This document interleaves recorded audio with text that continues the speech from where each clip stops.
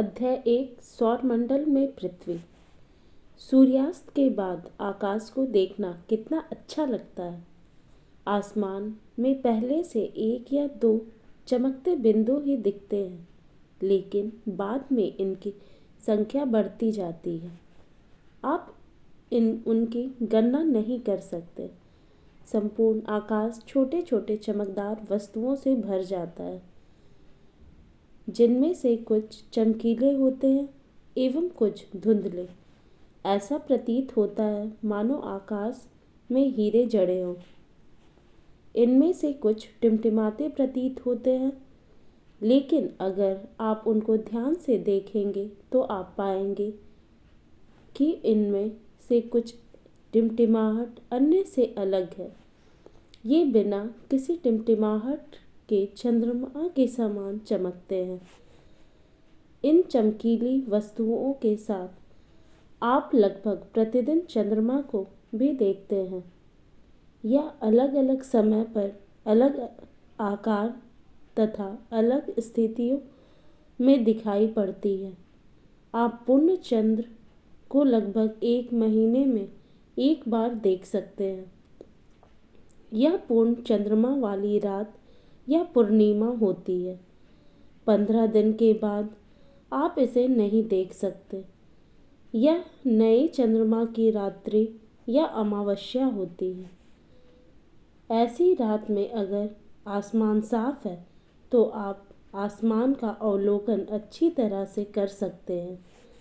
क्या आपको इस बात पर आश्चर्य नहीं होता है कि हम दिन के समय चंद्रमा एवं इन सभी छोटे चमकीली वस्तुओं को क्यों नहीं देख पाते हैं? ऐसा इसलिए है क्योंकि सूर्य के अत्यधिक तेज प्रकाश के कारण रात के समय चमकने वाली वस्तुओं को हम दिन में नहीं देख पाते हैं। सूर्य, चंद्रमा तथा वे सभी वस्तुएं जो रात के समय आसमान में चमकती है खगोलीय पिंड कहलाती है। कुछ खगोलीय पिंड बड़े आकार वाले तथा गर्म होते हैं। ये गैसों से बने होते हैं। इनके पास अपनी ऊष्मा तथा प्रकाश होता है, जिसे वे बहुत बड़ी मात्रा में उत्सर्जित करते हैं। इन खगोलीय पिंडों को तारा कहते हैं। सूर्य भी एक तारा है। रात के समय चमकते हुए अनगिनत तारे सूर्य के समान ही हैं, लेकिन हमसे बहुत अधिक दूर होने के कारण हम लोग उनकी ऊष्मा या प्रकाश को महसूस नहीं करते हैं तथा वे अत्यंत छोटे दिखाई पड़ते हैं। आपने अवश्य ध्यान दिया होगा कि कुछ दूरी से देखने पर सभी वस्तुएं छोटी दिखाई पड़ती है। अत्यधिक ऊंचाई पर उड़ रहा हवाई जहाज कितना छोटा दिखाई देता है।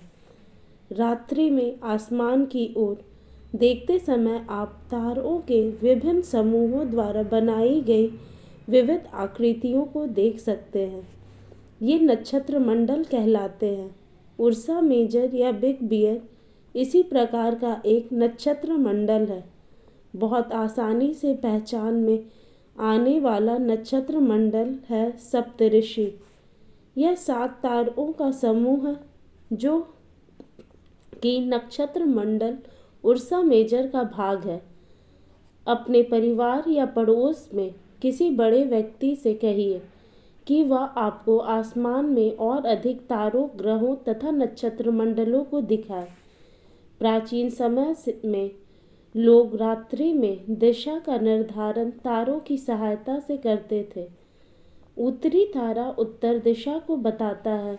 इसे ध्रुव तारा भी कहा जाता है। यह आसमान में हमेशा एक ही स्थान पर रहता है।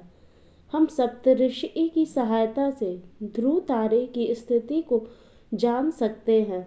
चित्र 1.1 में आप देखेंगे कि यदि सप्तऋषि मंडल के संकेतक तारों को आपस में मिलाते हुए एक काल्पनिक रेखा खींची जाए एवं उसे आगे की ओर बढ़ाया जाए तो यह ध्रुव तारे की ओर इंगित करेगी।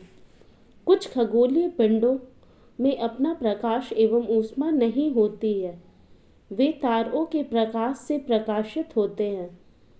ऐसे पिंड ग्रह कहलाते हैं। ग्रह, जिसे अंग्रेजी में प्लैनेट कहते हैं, ग्रीक भाषा में प्लैनेटाई शब्द से बना है, जिसका अर्थ होता है परिभ्रमक, अर्थात चारों ओर घूमने वाला। पृथ्वी, जिस पर हम रहते हैं, एक ग्रह है। यह अपना संपूर्ण प्रकाश एवं ऊष्मा सूर्य से प्राप्त करती है, जो पृथ्वी के सबसे नज़दीक का तारा है। पृथ्वी को बहुत अधिक दूरी से, जैसे चंद्रमा से देखने पर, यह चंद्रमा की तरह चमकती हुई प्रतीत होगी। आसमान में दिखने वाला चंद्रमा एक उपग्रह है या हमारी पृथ्वी का सहचर है तथा इसके चारों ओर चक्कर लगाता है। हमारी पृथ्वी के समान 7 अन्य ग्रह हैं जो सूर्य से प्रकाश एवं ऊष्मा प्राप्त करते हैं। उनमें से कुछ के पास अपने चंद्रमा भी है। सौरमंडल। सूर्य 8 ग्रह, उपग्रह तथा कुछ अन्य खगोलीय पिंड जैसे क्षुद्र ग्रह एवं उल्का पिंड मिलकर सौर मंडल का निर्माण करते हैं। उसे हम सौर परिवार का नाम देते हैं, जिसका मुखिया सूर्य है। सूर्य सौरमंडल के केंद्र में स्थित है। यह बहुत बड़ा है एवं अत्यधिक गर्म गैसों का बना है। इसका खिंचाव बल इससे सौरमंडल को बांधे रखता है। सूर्य सौरमंडल के लिए प्रकाश एवं ऊष्मा का एकमात्र स्रोत है, लेकिन हम इसकी अत्यधिक तेज ऊष्मा को महसूस नहीं करते हैं, क्योंकि सबसे नज़दीक का तारा होने के बावजूद यह हमसे बहुत दूर है। सूर्य पृथ्वी से लगभग 15 करोड़ किलोमीटर दूर है। ग्रह। हमारे सौरमंडल में 8 ग्रह हैं। सूर्य से दूरी के अनुसार वे हैं बुध, शुक्र, पृथ्वी, मंगल, बृहस्पति, शनि, यूरेनस तथा नेपच्यून। सौरमंडल के सभी 8 ग्रह एक निश्चित पथ पर सूर्य का चक्कर लगाते हैं। ये रास्ते दीर्घवृत्ताकार में फैले हुए हैं। ये कक्षा कहलाते हैं। बुध सूर्य के सबसे नज़दीक है। अपनी कक्षा में सूर्य के चारों ओर एक चक्कर लगाने में इसे केवल 88 दिन लगते हैं। शुक्र को पृथ्वी का जुड़वा ग्रह माना जाता है, क्योंकि इसका आकार एवं आकृति लगभग पृथ्वी के ही समान है। अभी तक प्लूटो भी एक ग्रह माना जाता था, परंतु अंतर्राष्ट्रीय खगोलीय संगठन ने अपनी बैठक में यह निर्णय लिया कि कुछ समय पहले खोजे गए अन्य खगोलीय पिंड तथा प्लूटो बौने ग्रह कहे जा सकते हैं। पृथ्वी। सूर्य से दूरी के हिसाब से पृथ्वी तीसरा ग्रह है। आकार में यह 5वां सबसे बड़ा ग्रह है। यह ध्रुवों के पास थोड़ी चिपटी है। यही कारण है कि इसके आकार को भू-आब कहा जाता है। भू-आब का अर्थ है पृथ्वी के समान आकार। जीवन के लिए अनुकूल परिस्थितियां संभवतः केवल पृथ्वी पर ही पाई जाती हैं। पृथ्वी ना तो अधिक गर्म है और ना ही अधिक ठंडी। यहाँ पानी एवं वायु उपस्थित है, जो हमारे जीवन के लिए आवश्यक है। वायु में जीवन के लिए आवश्यक गैसें जैसे ऑक्सीजन मौजूद है। इन्हीं कारणों से पृथ्वी सौरमंडल का सबसे अद्भुत ग्रह है। अंतरिक्ष से देखने पर पृथ्वी नीले रंग की दिखाई पड़ती है, क्योंकि इसकी 2/3 सतह पानी से ढकी हुई है, इसलिए इसे नीला ग्रह कहा जाता है। चंद्रमा। हमारी पृथ्वी के पास केवल एक उपग्रह है, चंद्रमा। इसका व्यास पृथ्वी के व्यास का केवल 1/4 है। यह इतना बड़ा इसलिए प्रतीत होता है क्योंकि यह हमारे ग्रह से अन्य खगोलीय पिंडों की अपेक्षा नज़दीक है। यह हमसे लगभग 3,84,400 किलोमीटर दूर है। अब आप पृथ्वी से सूर्य एवं चंद्रमा की दूरियों की तुलना कर सकते हैं।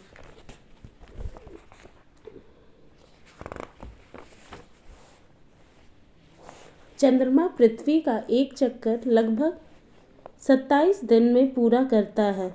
लगभग इतने ही समय में यह अपने अक्ष पर एक चक्कर भी पूरा करता है। इसके परिणाम स्वरूप पृथ्वी से हमें चंद्रमा का केवल एक ही भाग दिखाई पड़ता है। चंद्रमा की परिस्थितियां जीवन के लिए अनुकूल नहीं है। यहाँ ना पानी है और ना वायु। इसकी सतह पर पर्वत, मैदान एवं गड्ढे हैं जो चंद्रमा की सतह पर छाया बनाते हैं। पूर्णिमा के दिन चंद्रमा पर इसकी छाया को देखा जा सकता है। क्षुद्र ग्रह, तारों, ग्रहों एवं उपग्रहों के अतिरिक्त असंख्य छोटे पिंड भी सूर्य के चारों ओर चक्कर लगाते हैं। इन पिंडों को क्षुद्र ग्रह कहते हैं। ये मंगल एवं बृहस्पति की कक्षाओं के बीच पाए जाते हैं। वैज्ञानिकों के अनुसार क्षुद्र ग्रह के ही भाग होते हैं जो कि बहुत वर्ष पहले विस्फोट के बाद ग्रहों से टूटकर अलग हो गए। उल्कापिंड, सूर्य के चारों ओर चक्कर लगाने वाले पत्थरों के छोटे छोटे टुकड़ों को उल्कापिंड कहते हैं। कभी कभी ये उल्कापिंड पृथ्वी के इतने नज़दीक आ जाते हैं कि इनकी प्रवृत्ति पृथ्वी पर गिरने की होती है। इस प्रक्रिया के दौरान वायु के साथ घर्षण होने के कारण ये गर्म होकर जल जाते हैं। फलस्वरूप चमकदार प्रकाश उत्पन्न होता है। कभी कभी कोई उल्का पूरी तरह जले बिना पृथ्वी पर गिरती है जिससे धरातल पर गड्ढे बन जाते हैं। क्या आपने तारों वाले खुले आकाश में एक ओर से दूसरी ओर तक फैली चौड़ी सफ़ेद पट्टी की तरह एक चमकदार रास्ते को देखा है? यह लाखों तारों का समूह है। यह पट्टी आकाशगंगा है। हमारा सौरमंडल इस आकाशगंगा का एक भाग है।